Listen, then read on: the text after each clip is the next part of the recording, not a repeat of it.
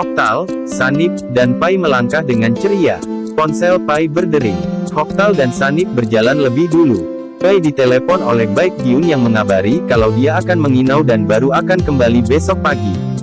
Pai, kami datang untuk mengambil Aji 3. Min Kyu, tunggu dulu. Jika kau belum makan. Pai, kami sudah makan. Min Kyu, daging sapi Korea.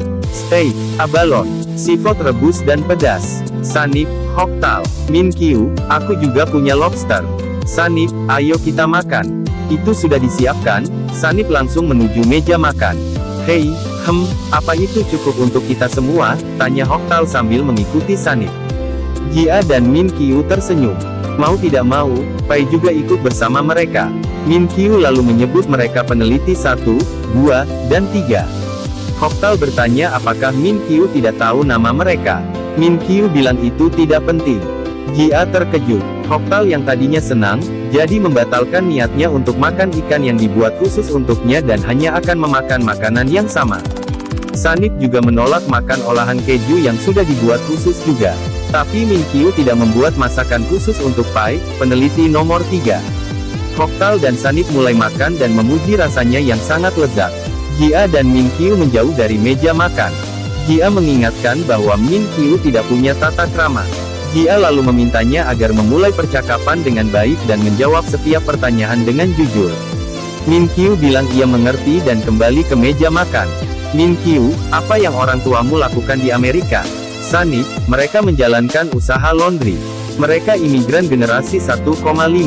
Apa pekerjaan orang tuamu? Min Kyu, mereka berbaring di makam secara berdampingan. Hoktal, bagaimana itu terjadi? Min Kyu, setengah mobil mereka tertabrak truk, hanya aku yang selamat. Hoktal dan Sanip menjatuhkan makanan mereka. Pai juga menghentikan minumnya karena merasa tidak enak. CEO Huan menerima informasi kalau Baek Gyun sedang mencari investor baru. Ini kesempatan kita, kata CEO Huan.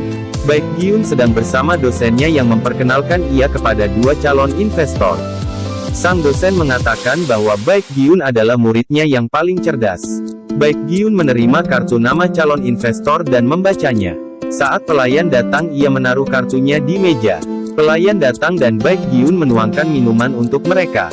Kartu nama calon investor diambil oleh pria pengintai 1 dan mengirimkannya pada sekretaris CEO Huan. Min Kyu berbisik pada Jia bahwa mereka sudah selesai makan. Jia bilang itu saatnya. Min Kyu menjanjikan apabila tim Santa Maria tinggal di sana, ia akan menyiapkan makanan yang lezat. Hoktal tidak mau, dia beralasan bahwa ibunya berpesan agar tidak membuang makanan dan tadi dia memaksakan dirinya sehingga perutnya sakit. Pai juga bilang bahwa mereka tidak meminta dibuatkan masakan, lalu mengajak teman-temannya pergi. Jia, kalian tidak sopan.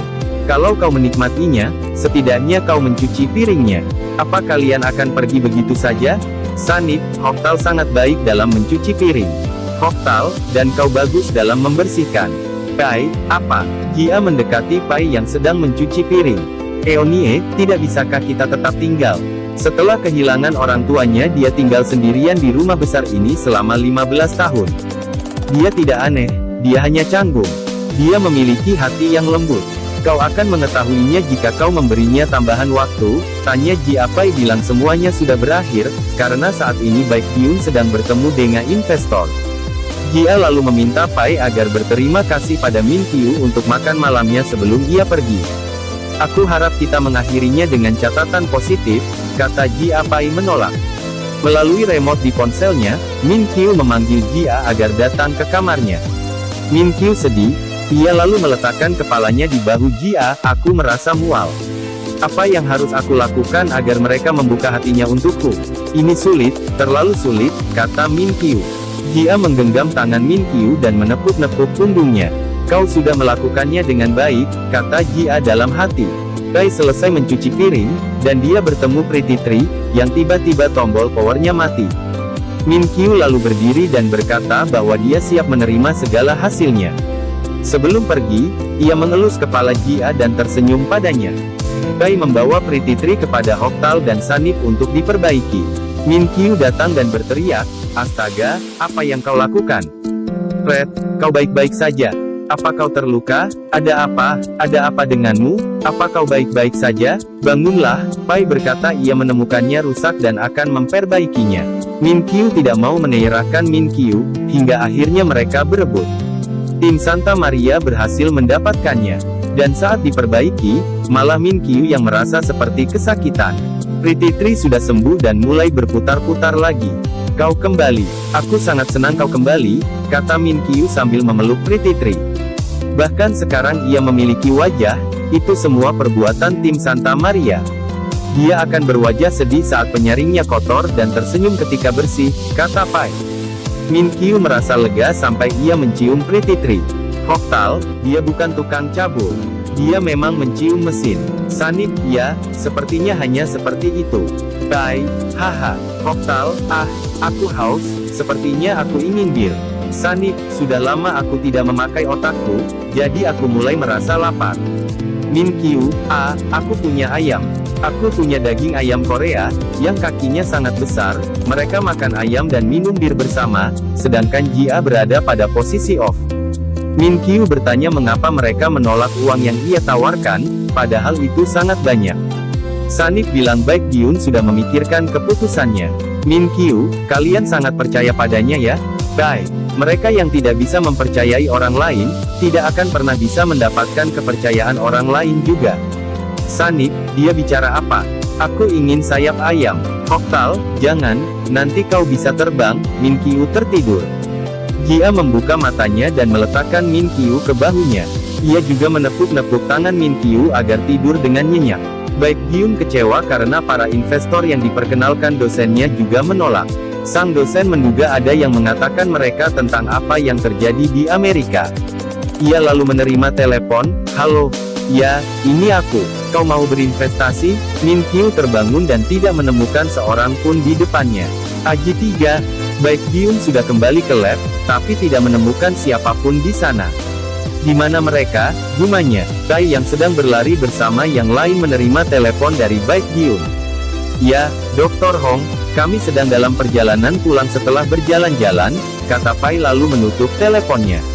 Pai memberitahu Jia agar menggunakan alasan bahwa dia datang untuk mengambil tasnya, dan jangan sampai mengatakan kalau ia menginap di rumah Tripart Baton. Baek Gyun, kenapa kau datang bersama mereka? Jia, aku datang untuk mengambil tasku. Hoktal, kami bertemu dengannya di depan. Baek Gyun, baiklah, ambil tasmu. Dan kalian dengarkan aku, kita dapat investor. Dia ingin agar kita membawa Aji 3 dan memberikan penjelasan. Pai mengingat bahwa Aji 3 belum betul benar. Tapi Baek Gyun bilang, Aji 3 hanya tidak bisa jalan. Jadi dia akan membawanya dengan kursi roda. Ayo semuanya, cepat. Kita tidak punya banyak waktu, ajak Baek Gyun. Tim Santa Maria meninggalkan Jia yang terlihat kebingungan. Dua pria pengintai ada di suatu area parkir. Pria dua yakin kalau Baek Gyun akan memarkir mobilnya di sana. Sebelum dia mengeluarkan Aji 3, katakan padanya bahwa kau ingin minum teh bersama timnya. Lalu ajak mereka ke kafe di lantai 1. Sedangkan aku akan mengendarai mobil van dengan Aji 3 di dalamnya, kata pria 2. Pria 2 juga memberi instruksi agar pria 1 izin ke kamar mandi, lalu ia akan menjemputnya di pintu masuk. Pria 1 bertanya bagaimana jika ada orang yang akan menunggu di mobil. Pria 2 lalu mengeluarkan alat kejut listrik, tapi mereka malah kaget sendiri.